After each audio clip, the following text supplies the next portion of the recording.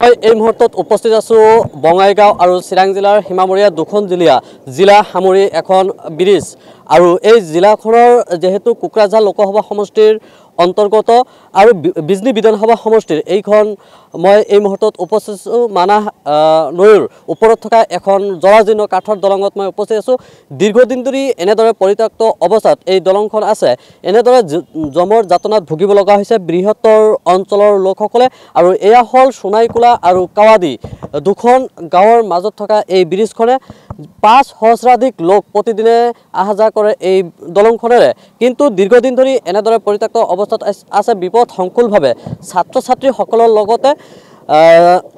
যেহেতু কৃষি প্ৰধান অঞ্চল ব্যৱসায়ীসকলে এনেদৰে বিপদ সংকুলভাৱে পাৰাপাৰ হ'ব লগা হৈছে। আৰু এয়া হ'ল যিখন কাঠৰ দলঙত মই উপস্থিত আছোঁ আৰু কাঠৰ দলংখনৰ যি সামগ্ৰিক যি পৰিৱেশ মোৰ সহযোগী সতীৰ্থ কেমেৰা পাৰ্চনে দেখুৱাই আছে, এয়া এক জৰাজীৰ্ণ পৰিৱেশ। এই দলংখন জৰাজীৰ্ণভাৱে পৰিত্যক্ত অৱস্থাত আছে আৰু যেহেতু বাৰম্বাৰ বিভাগীয় কৰ্তৃপক্ষক জনোৱাৰ পিছতে আজিলৈ মেৰামতিৰ ক্ষেত্ৰত কোনো ধৰণৰ গুৰুত্ব আৰোপ কৰা নাই। আৰু আজিৰ এই পৰিৱেশ দেখুৱাই আছোঁ যিকোনো মুহূৰ্তত এক ভয়ংকৰ দুৰ্ঘটনা সংঘটিত হ'ব পাৰে, কিয়নো যেহেতু প্ৰতিদিনে ছাত্ৰ ছাত্ৰী হওক ব্যৱসায়ী হওক প্ৰায় ৫ সহস্ৰাধিক লোক প্ৰতিদিনে প্ৰায় অহা যোৱা কৰে এইখন দলঙেৰে। যেহেতু বৃহত্তৰ সোণাইকোলা কাৱাতি বা আলুখুন্দা অঞ্চলৰ লোকসকলে যদি পাতিলাধোৱা বজাৰলৈকে যাব লগা হয় এই অঞ্চল লোকসকলে এইখন ব্ৰিজেৰে অহা যোৱা কৰিব লগা হয়। মোৰ সহযোগী কেমেৰা পাৰ্চন সতীৰ্থ দেখুৱাই আছে কেনেদৰে পথচাৰীসকলে বিপদ সংকুলভাৱে যাব লগা হৈছে। মোৰ সৈতে স্থানীয় লোকসকলে আছে। মোৰ সহযোগী সতীৰ্থ কেমেৰা পাৰ্চনে যি দলংখনৰ যি পৰিৱেশ দেখুৱাই আছে, এয়া হ'ল কোকৰাঝাৰ লোকসভা সমষ্টিৰ সাংসদ নৱ কুমাৰ শৰণীয়াৰ সমষ্টিৰ উন্নয়নৰ ফপলা স্বৰূপ এয়া। যিহেতু বিগত ৫টা বছৰে প্ৰতিনিধিত্ব কৰা কোকৰাঝাৰ লোকসভা সমষ্টিৰ সাংসদ নৱ কুমাৰ শৰণীয়ে এইখন সমষ্টিত প্ৰতিনিধিত্ব কৰিছে আৰু বিধানসভা সমষ্টি বিজনী বিধানসভা সমষ্টিৰ এয়া হ'ল উন্নয়নৰ ফপলা স্বৰূপ। আৰু যেহেতু দীৰ্ঘদিন ধৰি এনেদৰে জৰ্জীৰ্ণ হৈ আছে দলংখন আৰু প্ৰায়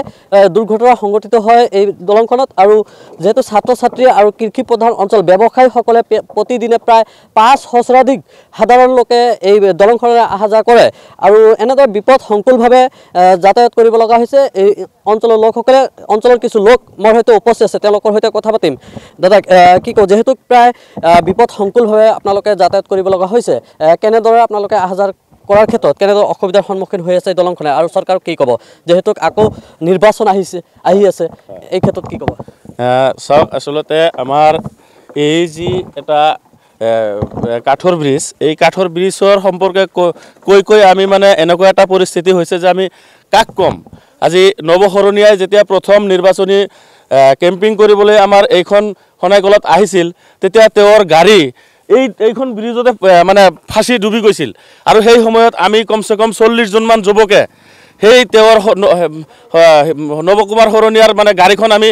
অতি কষ্টেৰে মানে দাঙি উঠিয়াই পাৰ কৰি দিয়াত তেওঁ কৈছিল যে মই যেতিয়া মানে সাংসদ হোৱাৰ প্ৰথম কামটো মোৰ এইটোৱে হ'ব যে বিগত 10টা বছৰে আজি চাওক কি কাম কৰিলে। তেওঁ আজিলৈকে মানে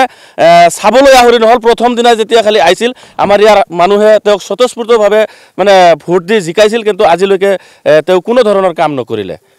যেহেতু সমষ্টি নিৰ্ধাৰণৰ ক্ষেত্ৰত যেহেতু এই সমষ্টিখন এইবাৰ বৰপেটালৈকে যাব, আকৌ যেহেতু নিৰ্বাচন আহি আছে, কেনেদৰে আশাবাদী আপোনালোকে কি ক'ব?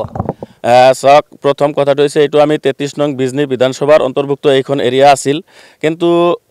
বৰ্তমান যিটো হৈছে 16 নং অভয়াপুৰী LAC হিচাপত 16 নং অভয়াপুৰী আৰু মানে লোকসভা হিচাপত আমাৰ বৰপেটা লোকসভাত পৰিব। কিন্তু মই এটা কথাই ক'ম, গোটেই অসমত উন্নয়নৰ যিটো মানে এটা প্ৰতিচ্ছবি চলি আছে, তাৰ লগতে মই আজিৰ এই বাতৰিটো আমাৰ অসমৰ মাননীয় মুখ্যমন্ত্ৰী হিমন্ত বিশ্ব শৰ্মা ডাঙৰীয়াৰ মানে তেওঁৰ যাতে দৃষ্টিগোচৰ হয় মই তেওঁক জনাব বিচাৰিছোঁ আজিৰ এই সংবাদ মাধ্যমৰ জৰিয়তে। সন্মানীয় আমাৰ মুখ্যমন্ত্ৰী ডাঙৰীয়া, আপুনি উন্নয়নৰ কথা কৈ আছে, ভাল পাওঁ, আপুনি কিছুমান কাম কৰিও আছে আৰু আগন্তুক দিনত কৰিব বুলি আশাবাদী। কিন্তু এটা কথা হৈছে আপোনাৰে অসমৰ বঙাইগাঁও জিলাৰ এইখন এটা ঠাই, যি ঠাইত আজিও আপুনি শুনিলে নিশ্চয় আচৰিত হ'ব।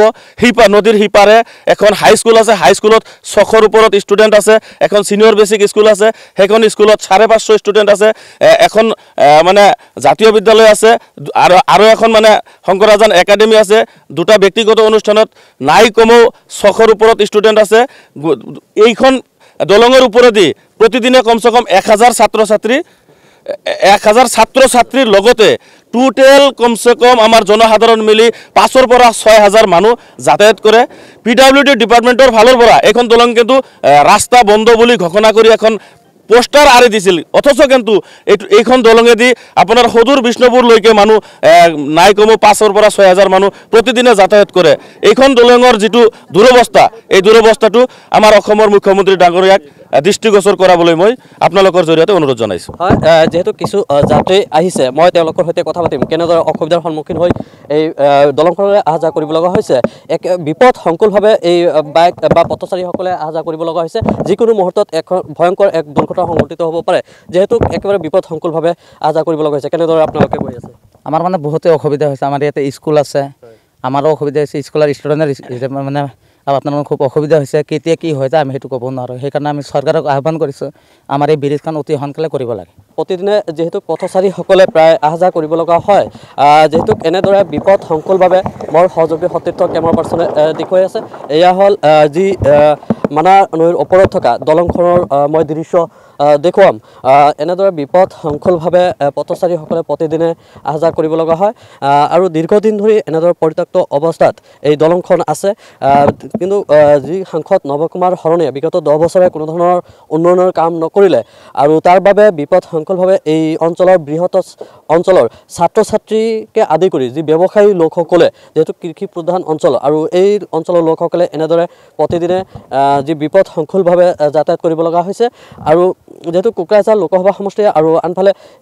বিজনী বিধানসভা সমষ্টিৰ বিধায়কক কোনো ধৰণৰ গুৰুত্ব আৰোপ কৰা নাই আৰু তাৰ বাবে সেই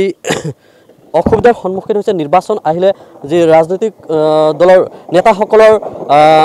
পদাৰ্পণ হয় কিন্তু তেওঁলোকে বিভিন্ন উন্নয়নৰ কথা কয় কিন্তু নিৰ্বাচনৰ পিছত কোনো ধৰণৰ উন্নয়ন নকৰে আৰু তাৰ বাবে এনেদৰে বিপদ সংকুলভাৱে স্থানীয় লোকসকল বা পথচাৰীসকলে যাতায়াত কৰিব লগা হৈছে এনেদৰে সতীৰ্থ কেমেৰা পাৰ্চনে দেখুৱাইছে এনেদৰে পথচাৰীসকলে বিপদ সংকুলভাৱে খোজকাঢ়িব লগা হৈছে আৰু এনেদৰে বাইকসমূহ পাৰ হৈ আছে দাদা কেনে অসুবিধা হৈছে দলংখনৰ কাৰণে কেনে অসুবিধা হৈছে মই ক'ব নোৱাৰোঁ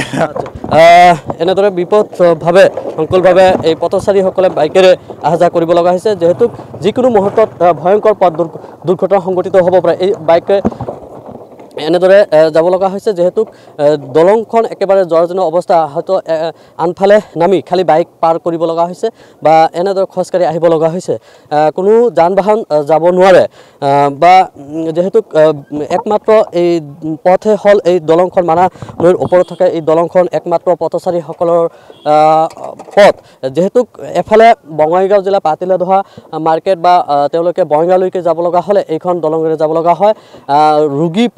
ৰোগীসকলক লোৱাত যথেষ্ট অসুবিধাৰ সন্মুখীন হয় এই অঞ্চলৰ লোকসকলে আকৌ যেহেতু নিৰ্বাচন আহিছে নেতাসকল বা আগন্তুক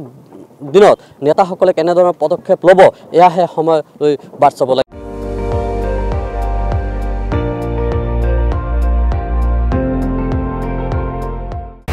আপুনি চাই আছে ND24 সৰ্বশ্ৰেষ্ঠ নহয় সৰ্বোত্তমৰ দৌৰ